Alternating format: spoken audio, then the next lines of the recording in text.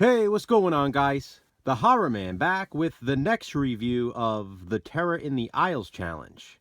This time, Jason and I watched The Deer Hunter.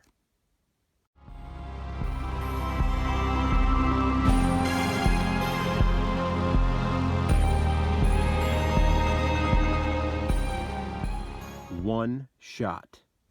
This was supposed to be the final review of the Terror in the Aisles challenge. We specifically saved this one for last, since it's a 3-hour epic. 3 hours and 3 minutes, to be exact. As you can see, the movie is so long that this VHS release came with 2 tapes to fit the entire film. We figured we'd go out with a bang. But guess what, guys? We've identified yet another film featured in Terror in the Aisles, the television cut. That movie is the feature-length film from 1978, Battlestar Galactica. You know what that means. We'll be watching and reviewing that one as well, as sort of a bonus review. You'll notice I also added it to the list at the end of this video, so it's official. Battlestar Galactica, the movie, is part of the Terror in the Aisles challenge. But first, another film from 1978, The Deer Hunter. The Deer Hunter was written and directed by Michael Cimino, and it has an all-star cast. The movie is set in 1968.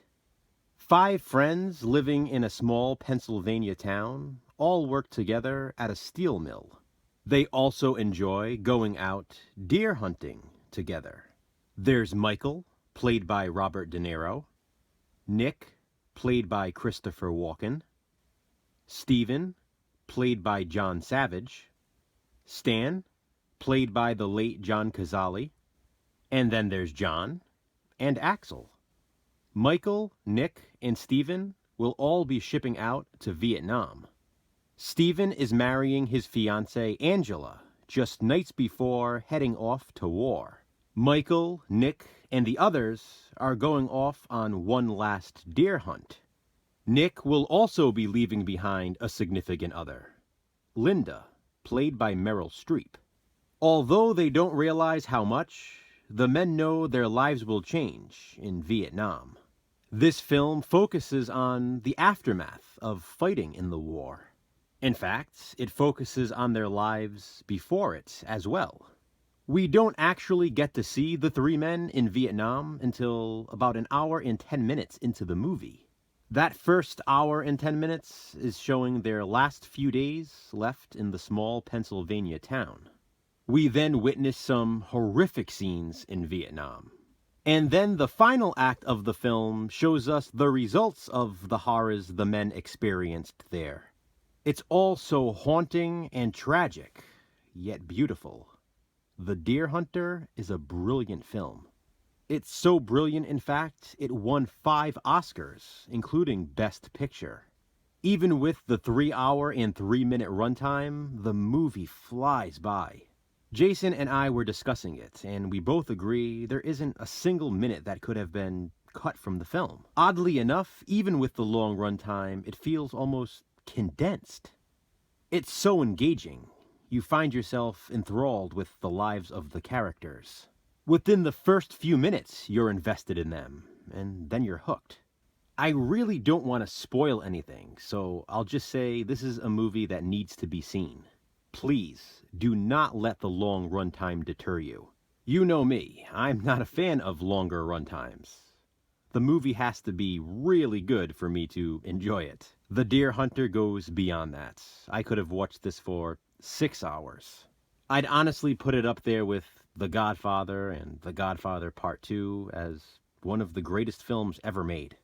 And I mention those two because both of those also have long runtimes.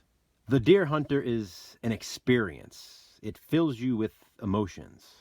Admittedly, it can be a tough watch and very disturbing in scenes. There are things that happen in this movie that are more horrifying than many of the traditional horror films in this challenge. Just like Midnight Express, The Deer Hunter is probably one of the scariest movies on this list. It really would have been great to have this as the last review, but it's not. My relatable recommendation is Apocalypse Now. Apocalypse Now was released a year after The Deer Hunter in 1979, and it was directed by Francis Ford Coppola.